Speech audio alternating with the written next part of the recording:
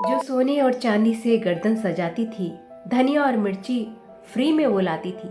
रोज की जरूरतों से पैसा बचाकर वो इसलिए गहने खरीदना चाहती थी क्योंकि उसे लगता था इनसे खुद को सजाकर ही समाज में सम्मान पाया जा सकता है, लोगों को प्रभावित किया जा सकता है। लेकिन वो कहते हैं ना कि जिंदगी जो सबक सिखाती है वो किताबों में नहीं मिलते। ऐसा ही एक सबक जब उसे जिंदगी ने दिया तो किस तरह उसकी सोच परिवर्तित हो गई, बड़ी खूबसूरती से सुनाती है मुंशी प्रेमचंद जी की कहानी जंजाल।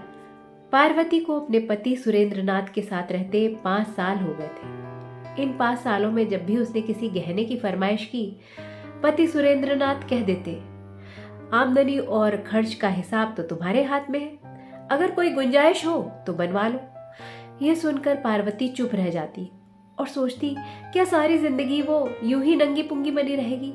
बचत करने की कोशिश के बाद भी कोई बचत ना होती। अक्सर उसके मन में ये विचार आता कि सुरेंद्र उसके लिए जितना कर सकते हैं उतना नहीं करते, उसके सीधेपन का नाजायज फायदा उठाते हैं। कभी कभी वो पति को खरी खोटी सुनाती, अपना गुस्सा दिखाती, तो सुरेंद्र समझ लेते कि आज हवा का रुख बदला हुआ है और वो बचकर निकल लेते।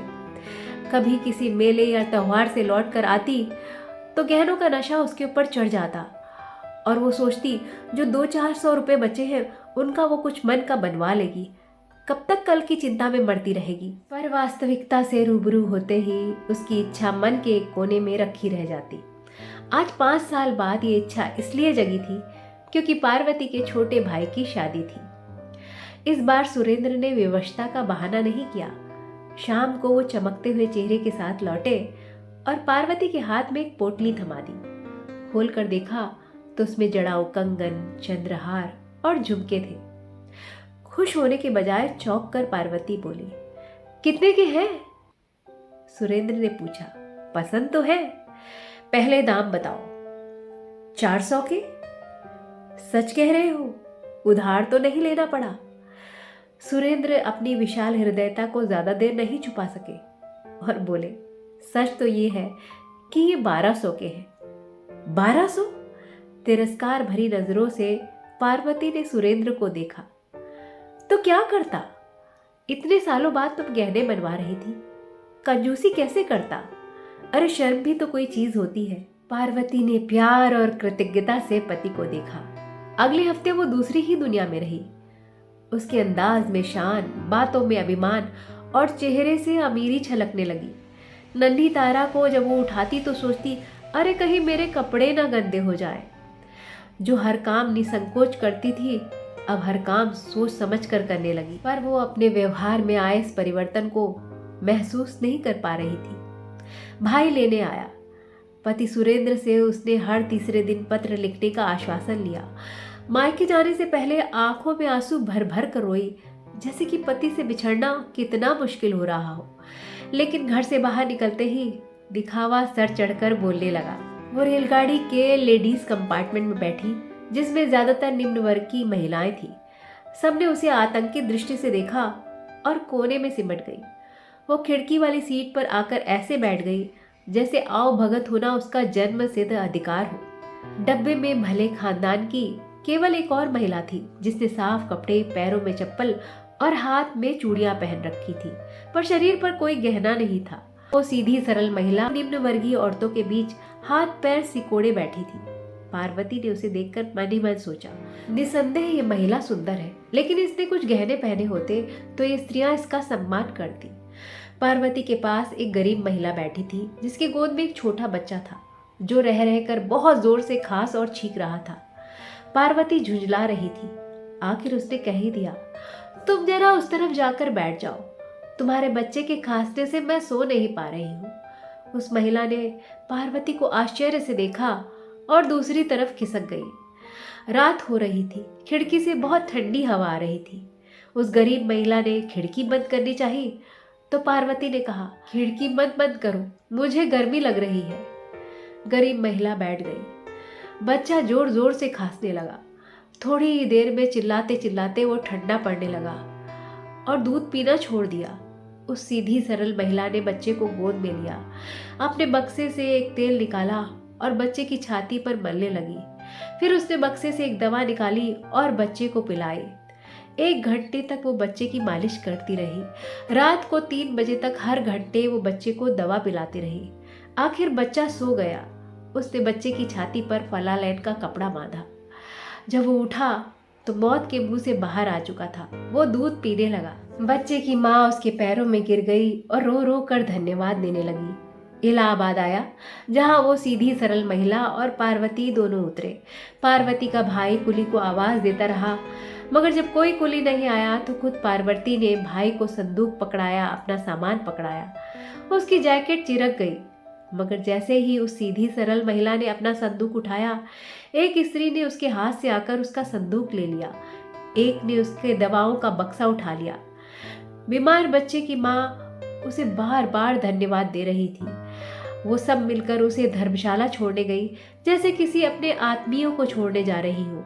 वहीं वो पार्वती को ऐसे देख रही थी जैसे मानो सर से बला टली हो। बीमार बच्चे की माँ घृणा भरी दृष्टि से देखकर उसे मन ही मन कोस रही थी। पार्वती को लगा इस महिला ने इन गंवारों के बीच में अच्छी धाक बना ली, इसे भले घर में कौन पूछेगा। पार्वती का मायका एक ऐसी जगह पर था जहाँ शहर की कोई सुविधा नहीं थी और ना ही गांव की हरियाली और हवा थी। वहाँ की सब्जी दूध शहर बिकने जाता, वहाँ के मजदूर शहर काम करने जाते, चीजें वहाँ शहर से वापस आकर ही बिकती थी। पार्वती के पिता के पास जमीन तो थी, मगर मजदूरों की कमी के कारण वो खेती नहीं कर पाते थे। पार्वती के दोनों भाई अंग्रेजी पढ़ते थे और वकील बनने का सपना देख रहे थे। पार्वती की माँ की दुनिया गिने चुने लोगों तक सीमित थी।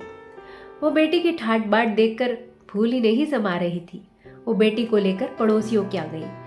सब उसके गहने देखकर लोट पोट हो रहे थे। पार्वती का सिक्का बैठ गया, उसका रौब बन गया। वो घर में खाना खाती तो कहती बड़ा बेस्वाद है, पानी पीती तो नाक भी सिकुड़ लेती कि ठंडा नहीं है। माँ उसके नखरों को और ताव देती और कहती बेचारी वहां अपने मन का खाती थी, यहाँ उसे खाने में कहाँ स्वाद आएगा। पर फिर भी जरा अकड़ नहीं है, वही अल्लड़पन, वही पुराना स्वभाव है। बिटिया तारा मोहल्ले की गुड़िया बनी हुई थी। सब उसे उठाकर प्यार से चूमते और पूछते ये हंसली मुझे दे दो। वो कहती ये मेली है। वो कहते ये किसने बनवाई है। वो तोतली भाषा में कहती मेरे बाबूजी ने बनवाई है। शादी का दिन निकट आ रहा था। मोहल्ले की औरतें बन सवर कर आने लगी। पार्वती उन सब की रानी लगती। सबकी दृष्टि उसके गहनों पर टिकी रहती। सब उसका सम्मान करती, उसकी हाँ में हाँ मिलाती। बारात के दिन सुरेंद्रनाथ भी आए। पार्वती ने कहा जी चाहता है तुम्हारी पान फूल से पूजा करूं। तुम्हारे गहनों ने तो मेरा रौब जमा दिया। सुरेंद्र, ओह मुझे पता होता तो मैं 2-4 और खरीद लेता। हाँ, औरत की इज्जत तो गहनों से ही होती है, पार्वती ने कहा। शादी के बाद सुरेंद्र चले गए। पार्वती को मायके में रहते 2 महीने बीत गए। अब उसे मायके में ऊब होने लगी, मन उचाट होने लगा, क्योंकि अब औरतें घर पर नहीं आती। सूना सूना सा लगता। अब कोई उसके गहनों पर ध्यान नहीं देता। वही गहने अब उसे पुराने लगने लगे। 4 दिन के गहनों के साम्राज्य का अंत हो गया। अंदर से एक भावना जगी कि नए गहनों की जरूरत है। कोई वही चीजें बार बार नहीं देखता। पास के बनिया को नमक के काम में भारी लाभ हुआ था। उसने बाहर कलकत्ता से बने हुए भारी गहने मंगवाए, जिसने पार्वती के गहनों की चमक फीकी कर दी। रेत की दीवार भरभरा कर गिर पड़ी। पार्वती की बचपन की सहेली बागेश्वरी उससे मिलने आई, जिसका विवाह एक गरीब खानदान में हुआ था, मगर उसके पति ने रंगून जाकर बहुत पैसा कमाया था। और 4 साल बाद जब वो लौटा तो बागेश्वरी के लिए मोतियों की माला लेकर आया, जिसे देखकर पार्वती की आंखें खुली की खुली रह गईं। उसने पूछा कम से कम 2000 की तो होगी। गहनों की होड़ में पार्वती का ईर्ष्यालु मन बैठा जा रहा था। अब उसे इन गहनों के खरीदने पर पछतावा हो रहा था। उसे लग रहा था आसपास की औरतें, यहाँ तक कि उसकी माँ भी अब उसे तिरस्कार भरी नजरों से देखती है। कोई पुरानी चीजों को बार बार नहीं देखता। आखिर उसने एक दिन सारे गहने उतार कर बक्से में बंद कर दिए। उसे लग रहा था चैन और सुख भरी जिंदगी में ये गहने भारी पड़ गए। पार्वती ने सुरेंद्र को जल भूनकर कई चिट्ठियां लिखी। उन्हें छुट्टी नहीं मिल पा रही थी।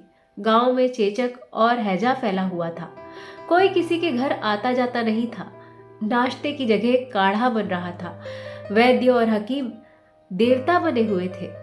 एक दिन माँ ने कहा, चलो शीतला देवी आई है, मिलकर आते हैं। ये कौन है? ये सचमुच देवी है, इंसान नहीं है। अच्छा, ऐसा क्या करती है? वो लोगों को मुफ्त में दवा देती है। अच्छा, तो अमीर होंगी? नहीं, सिलाई करके गुजारा करती है। शादी के बाद ही पति की हैजे से मौत हो गई थी, तब से ही काम कर रही है। अच्छा, तो मतलब ज्यादा उम्र नहीं है? नहीं, ज्यादा उम्र नहीं है, मगर भगवान ने शक्ल और स्वभाव दोनों बहुत सुंदर दिया है। ऐसी हंसमुख और मिलनसार कि पास से हटने का मन ना करे। यहाँ आती है तो पूरा मोहल्ला उन्हें घेर लेता है। तभी मेहरी आई और उसने कहा, शीतला देवी पाठशाला में लड़कियों से सवाल पूछ रही है और उन्हें इनाम भी दे रही है, मैं भी जाती हूँ। तभी पार्वती की बचपन की सहेली बागेश्वरी आई। उसने भी कहा, चलो शीतला देवी से मिलकर आते हैं। पार्वती ने बेटी को अच्छी सी फ्रॉक और खुद सादी साड़ी पहनी और शीतला देवी से मिलने चल पड़ी। पाठशाला में जमीन पर बैठी शीतला देवी बच्चों को बक्से से दवा निकाल निकाल कर दे रही थी। उजले कुंड की तरह उनका चेहरा शांति से भरा हुआ, सुख देने वाला था। उनकी आंखों में पवित्रता की झलक थी। पार्वती ने तुरंत पहचान लिया, ये तो वही महिला है जिसे उसने ट्रेन में देखा था। वो खुद और गहने पहने तमाम औरतें उसके सामने सेविका बनकर खड़ी है। सच्चा सम्मान तो यही है। ये क्या कि 4 औरतें आए और आंखें मटकाकर गहनों की तारीफ करें, जैसे मेरा शरीर गहनों की नुमाइश का मैदान हो। वो चित्र लिखित सी खड़ी शीतला देवी के आत्मीयतापूर्ण व्यवहार और बात करने का तरीका ध्यान से देख रही थी और सोच रही थी, जिसे मैं सम्मान समझ रही थी वो वास्तविकता से कितना दूर है। जब भीड़ छटी तो शाम को शीतला देवी की नजर पार्वती पर पड़ी और वो बोली, अरे बहन, मैंने तो तुम्हें रेलगाड़ी में देखा था। हाँ, तब मैं यहीं आ रही थी। शीतला देवी ने प्रश्नवाचक दृष्टि से बागेश्वरी को देखा। बागेश्वरी ने कहा, आजकल ये गहने नहीं पहनती, नाराज हो गहनों से? पार्वती ने कहा, आप भी तो नहीं पहनती। शीतला देवी ने कहा, मेरे पास तो है ही नहीं, मैं तो भिखारन हूं, जो लोगों से मिल जाए उससे पेट पालती हूँ। पार्वती, तो मुझे भी अपने जैसा भिखारन बना दीजिए ना। इस पर शीतला देवी उठ खड़ी हुई और बोली, भीख मांगने से भीख देना ज्यादा अच्छा है। रात में जब पार्वती लेटी तो शीतला देवी का दमकता चेहरा उसकी आंखों के आगे नाच रहा था। वो सोच रही थी, क्या वो शीतला देवी बन सकती है? तभी उसकी आंखों के आगे सुरेंद्र का चेहरा आ गया। बेटी रो रो कर उसकी गोद में चढ़ने लगी। जीवन की इच्छाओं की बाढ़ टक्कर मारने लगी। वो सोचने लगी, वो शीतला देवी तो नहीं बन सकती, पर वो एक काम जरूर करेगी। जब वो ससुराल पहुंची तो उसका मुरझाया हुआ चेहरा देखकर सुरेंद्र ने पूछा, क्या हुआ? गहनों से रूठ गए क्या? हाँ, पुराने हो गए हैं, नए बनवाने हैं। सुरेंद्र ने कहा, अभी तो इनका ही हिसाब चुकता नहीं हुआ है। पार्वती, मैं एक उपाय बताती हूँ, क्या ये गहने वापस हो जाएंगे? सुरेंद्र, हाँ बिल्कुल, इन 2 महीनों में बहुत भाव बढ़ गया है सोने का, तो फिर इन्हें वापस कर दो। अरे तो फिर तुम क्या पहनोगी? गहने तो जी का जंजाल है, इन्हें बेचकर जो पैसा मिले उसे बैंक में जमा कर दो और जो ब्याज मिले वो मुझे दे देना। सुरेंद्र ने ऐसा ही किया। अगले महीने शीतला देवी के नाम एक 12 रुपए का गुमनाम मनी ऑर्डर पहुंचा, जिस पर लिखा था, ये तुच्छ धनराशि स्वीकार कीजिए। ईश्वर की कृपा हुई तो हर महीने ये धनराशि आपको मिलती रहेगी, आप इसे जैसे चाहे खर्च करिए। अब ये दुआएं ही मेरा आभूषण होगी। ये तुच्छ धातु के टुकड़े तो जी का जंजाल है, इससे मेरा मन भर गया है। तो ना कुछ लेकर आए थे और ना कुछ लेकर जाना है, इसी मिट्टी से निकले हैं और इसी में समा जाना है। इस आने जाने के बीच वही जीवन सुहाना है जहां आजादी और प्रेम का ठिकाना है। तो ये बात, ये कहानी अच्छी लगी हो तो वीडियो को लाइक करिएगा, शेयर करिएगा और चैनल को सब्सक्राइब जरूर करिएगा।